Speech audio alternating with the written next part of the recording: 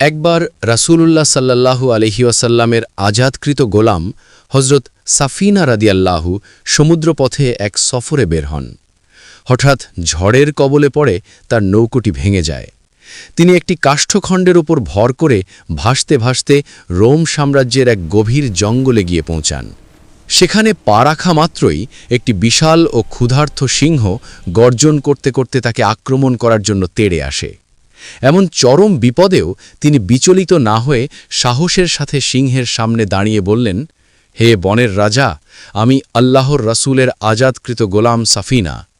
আল্লাহর এক অসীম কুদরতে সেই হিংস্র সিংহটি তাৎক্ষণিক শান্ত হয়ে গেল। সেটি কামড়ানো তো দূরের কথা, বিড়ালের মতো লেজ নেড়ে হজরত সাফিনা রাদিয়াল্লাহুর পাশে এসে দাঁড়াল।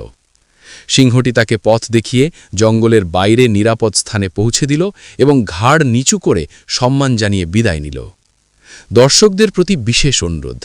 প্রিয় দর্শক, আপনাদের জন্য অনেক পরিশ্রম ও সময় ব্যয় করে আমরা এই শিক্ষামূলক লং ভিডিওগুলো তৈরি করি, কিন্তু যখন দেখি ভিডিওগুলোতে আপনাদের কাঙ্ক্ষিত সাড়া পাচ্ছি না, তখন সত্যিই খুব কষ্ট লাগে। একটি দীর্ঘ ভিডিওর পেছনে অনেক গবেষণা ও মেধা দিতে হয়, যা শুধুমাত্র আপনাদের ভালোবাসার আশায়। আপনাদের কাছে বিনীত অনুরোধ, আমাদের লং ভিডিওগুলো ধৈর্য ধরে পুরোপুরি দেখবেন। যদি ভিডিওটি আপনার কাছে শিক্ষণীয় মনে হয়, তবে অন্যদের সাথে শেয়ার করে দ্বীনি দাওয়াতের কাজে আমাদের সাহায্য করুন।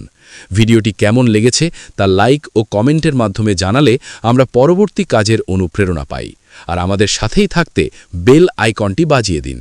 আপনাদের ভালোবাসা ও সমর্থনই আমাদের পথ চলার শক্তি।